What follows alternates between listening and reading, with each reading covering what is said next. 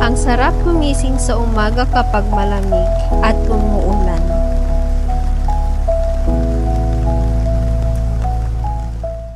Ngayong araw, magluluto tayo ng dinakdakan. Ang dinakdakan ay isang kilalang Ilocano dish. Parang sisig pero mas creamy at may pagka-smoky. Ito ang mga kakailanganin natin. Traditional, ginagamit ang utak ng baboy para sa creaminess. Pero ngayon, gagamit tayo ng mayo para mas madaling hanapin at lutuin. Una, pakuluan natin ang baboy hanggang sa lumambot.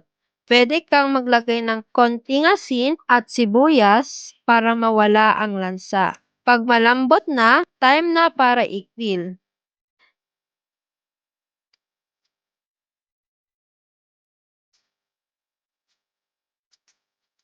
Diyan galing yung smoky flavor. Ayan! Crispy na at medyo sunog perfect.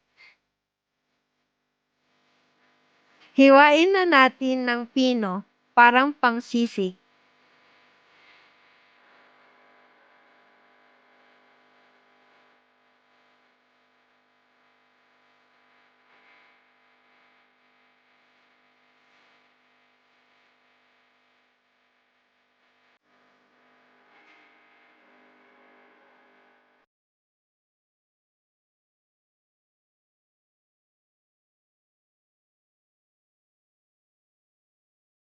Ilagay natin lahat sa isang bowl. Baboy, sibuyas, sili, suka o kalamansi. Tapos timplahan ng asin at paminta. Ngayon, yung secret weapon, mayonnaise.